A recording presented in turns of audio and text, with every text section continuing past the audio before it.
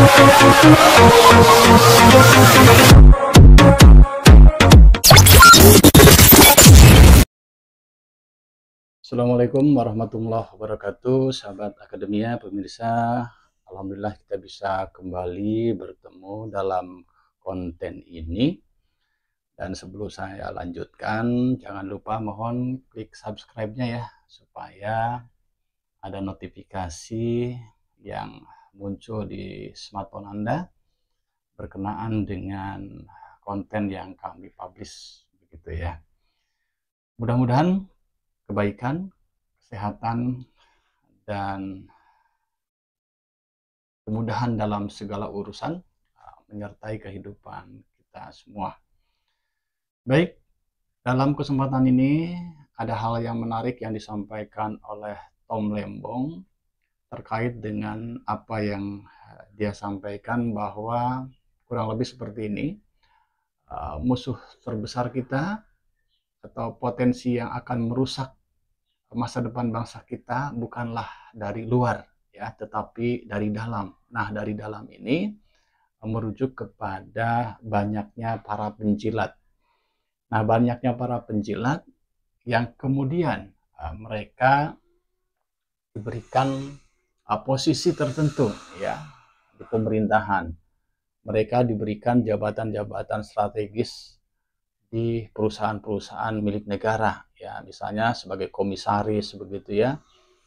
Kemudian juga mereka diberikan berbagai macam fasilitas ya, sebagai apresiasi terhadap kemampuan mereka dalam menjilat, kira-kira begitu ya. Nah, ini sesuatu yang menyedihkan ya.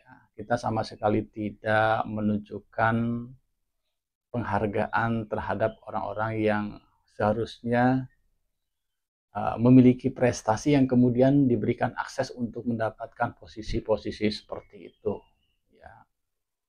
Karena kalau kita bicara mengenai meritokrasi, harusnya pencapaian seseorang untuk mendapatkan posisi-posisi strategis baik di lingkaran pemerintahan atau kekuasaan maupun di posisi-posisi strategis di perusahaan itu hendaknya mengacu kepada kualifikasi, kompetensi ya, kemudian kredibilitas yang memang memiliki relevansi dengan posisi-posisi seperti itu.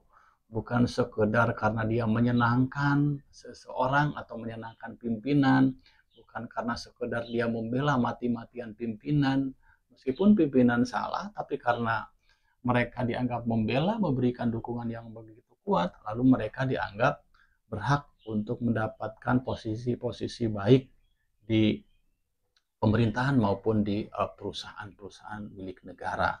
Dan ini sesuatu yang menyedihkan tentunya ya, karena banyak anak-anak bangsa yang memiliki prestasi, yang memiliki kualifikasi tidak bisa menduduki posisi itu karena sudah diisi, katakanlah demikian, oleh orang-orang yang berhasil menjilat begitu ya. Nah, ini sesuatu yang menyedihkan ya. Sedangkan kita membutuhkan orang-orang yang membawa kehidupan negara atau jalannya pemerintahan yang berada kepada jalur yang mengarahkan kehidupan yang lebih baik bagi masyarakat ya, bagi kesejahteraan begitu ya. Sedangkan kalau para pemimpin atau para pejabat diisi oleh orang-orang yang hanya bisa menjilat, tentu apa yang mereka lakukan nanti lebih kepada yang penting asal Bapak senang ya. Ketika bicara mengenai yang penting atau asal Bapak senang, maka menjadi masa bodoh dengan rakyat.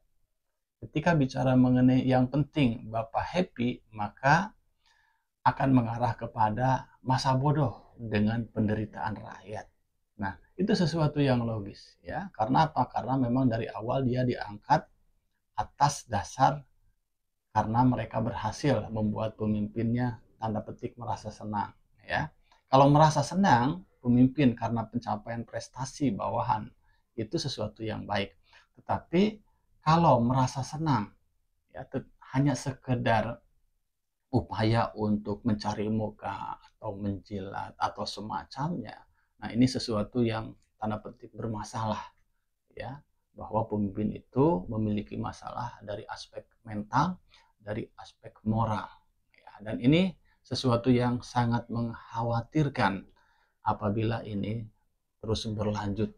Oleh karena itu, belajar dari kasus-kasus hukum yang terjadi saat ini, adanya sejumlah orang yang katakanlah dia mendapatkan posisi strategis di pemerintahan atau posisi strategis di perusahaan-perusahaan milik negara yang kemudian tersandra atau yang kemudian terkena kasus hukum karena korupsi misalnya, itu adalah contoh nyata bahwa mereka tidak bisa diharapkan untuk mengelola negara, untuk mengelola perusahaan, apalagi diharapkan untuk bisa menghadirkan suatu kebijakan, mengupayakan suatu program-program yang mengarah kepada perbaikan kehidupan masyarakat.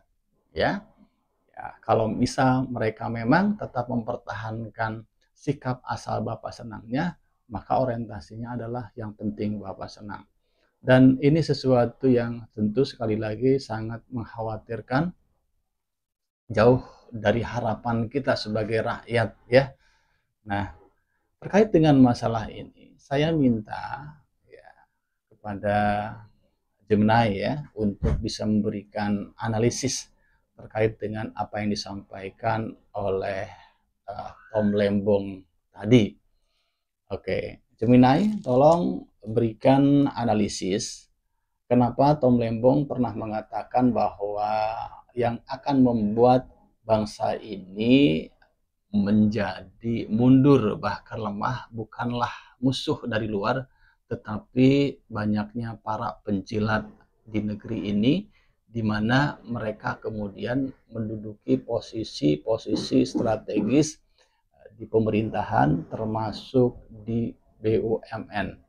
Tolong berikan analisis yang tajam dan apa yang bisa Anda sampaikan terkait dengan pernyataan Tom Lembong tersebut.